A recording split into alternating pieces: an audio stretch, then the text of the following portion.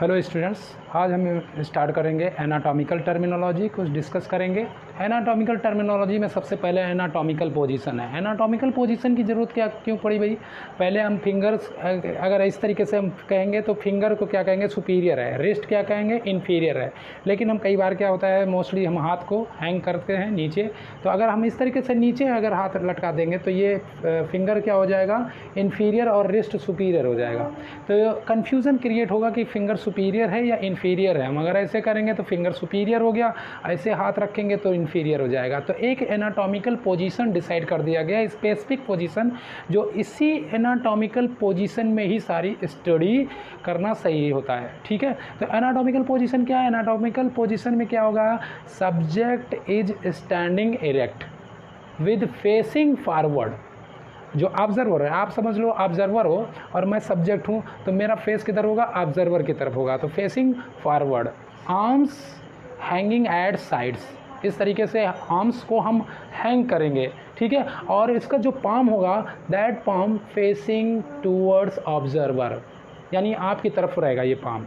ठीक है, facing forward, तो ये पाम इस तरीके से रहेगा। और जो दोनों फीट हैं, वो फीट दोनों इस तरीके से ज्वाइंट होंगे। जो एंकल्स वाला पोर्शन होगा इस तरीके से होगा, और जो फीट होगा वो इस तरीके से स्प्रेड होगा। ठीक है, तो subject standing erect facing forward और arms hanging at sides with palm facing towards observer. Clear है? तो इसी पोजीशन को हम एनाटॉमिकल पोजीशन कहेंगे। सारे जो स्ट्रक्चर हैं, जो सारी स्टडी हैं, ऑर्गन की स्टडी है, वो हम इसी एनाटॉमिकल पोजीशन में पढ़ेंगे। अब इस एनाटॉमिकल पोजीशन के बाद हम कुछ डायरेक्शनल टर्म्स लेते हैं। डायरेक्शनल कि स्ट्रक्चर का जो ऑर्गन्स के बारे में हम पढ़ रहे हैं उसका डायरेक्शन किधर है। तो डायरेक्शन किधर है? तो सबसे पहले सुपीरियर और इन्फीरियर, ये दोनों रिलेटिव टर्म्स हैं। दोनों क्या हैं? रिलेटिव टर्म्स हैं। सुपीरियर मतलब अपर, यानी नियरर टू हेड। वो structure that nearer to head is called superior, जैसे कि heart is superior to liver. अच्छा, इसमें हम क्या कह रहे हैं कि दूसरा टर्म्स भी लेंगे, कंपैरेटिव टर्म्स लेंगे। हम सिर्फ एक सुपीरियर नहीं कहेंगे, किसी से हम कंपेयर करेंगे, तभी हम ये टर्म्स को यूज़ करते हैं, सुपीरियर और इन्फीरियर। इन्फीरियर का क्या मतलब हुआ? Inferior away from head, structure away from head is called inferior. ठीक है, तो इन्फीरियर जैसे liver is inferior to heart, heart is superior to liver, तो सुपीरियर इन्फीरियर हो गया। अब दूसरा टर्म्स, रिलेटिव टर्म्स है एंटीरियर और पोस्टीरियर। एंटीरियर के मतलब structure nearer to front, anterior, जैसे कि स्टर्नम हमारा क्या है? फ्रंट पे है। ठीक है, वर्टिब्रल कॉलम कहाँ है? कि बैक की तरफ है, तो उसको हम पोस्टीरियर कहते हैं। ठीक है, structure nearer to back, dorsal या पोस्टीरियर पार्ट हो गया, जैसे कि हमारा vertebral column is posterior to sternum. Clear भाई? तो एंटीरियर पोस्टीरियर क्लियर हो गया। एंटीरियर मतलब नियरर टू फ्रंट, पोस्टीरियर मतलब नियरर टू बैक। अब मीडियल और लैटरल, मीडियल और लैटरल, मीडियल मतलब mid line, nearer to mid line called medial structure.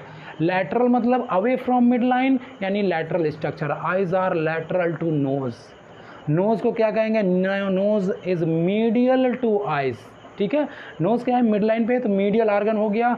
Eyes away from mid line है, तो उसको हम लैटरल ऑर्गन कहेंगे।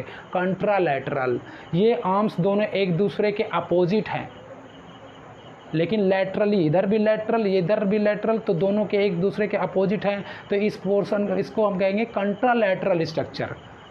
ठीक है, structure present on opposite side with each other. ठीक है, तो जैसे PCT और DCT, और अच्छा एग्जांपल देना है तो प्रॉक्सिमल कन्वोल्यूटेड ट्यूब्यूल और डिस्टल कन्वोल्यूटेड ट्यूब्यूल, ये क्या हैं? ये दोनों एक दूसरे के अपोजिट साइड में हैं, इनको हम कहेंगे कंट्रालैटरल स्ट्रक्चर है। इप्सिलैटरल, इप्सिलैटरल मतलब क्या हुआ? कि ये दो स्ट्रक्चर हैं लेकिन एक ही साइड में प्रेजेंट है। लैटरली तो प्रेजेंट है लेकिन एक ही साइड में प्रेजेंट है। गॉल ब्लैडर और असेंडिंग कोलन ये एक ही साइड में है, तो इनको हम कहेंगे इप्सिलैटरल ऑर्गन। ठीक है, अगला ऑर्गन है प्रॉक्सिमल और डिस्टल। प्रॉक्सिमल मतलब जैसे ये पॉइंट ऑफ अटैचमेंट है, हमारा ओरिजिन है, तो इसके पास जो पार्ट होगा उसको हम प्रॉक्सिमल कहेंगे। जो दूर होगा away from point of attachment is distal part. Suppose ये ह्यूमरस है, तो ह्यूमरस अगर ये शोल्डर जॉइंट बना रहा है तो ह्यूमरस का ये पार्ट जो है कहलाएगा प्रॉक्सिमल पार्ट, और जो नीचे वाला पार्ट है इसको हम कहेंगे डिस्टल पार्ट। ठीक है, upper part proximal, lower part distal part.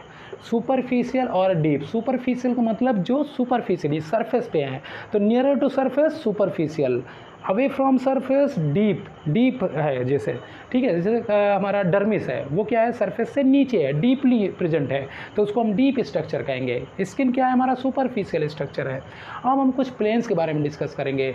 जो हम एनाटॉमिकल पोजीशन है, ये हमारी एनाटॉमिकल पोजीशन, अगर इस एनाटॉमिकल पोजीशन में हम इस तरीके से लॉन्गिट्यूडनल प्लेन सेक्शन काटते हैं, कोई सपोज कर लो हम बॉडी का प्लेन है, तो a plane that divides body into right and left part, right and left part, इसको हम सजाइटल प्लेन कहेंगे। सजाइटल में भी दो टर्म्स हैं, देखो, मिड सजाइटल कभी यूज़ करते हैं, कभी पैरा सजाइटल। अगर हम बॉडी को इक्वली डिवाइड कर रहे हैं, मिड लाइन से डिवाइड कर रहे हैं, तो उसको मिड सजाइटल कहेंगे, और अगर हम अनइक्वल पार्ट में डिवाइड करते हैं तो हम उसको पैरा सजाइटल कहेंगे।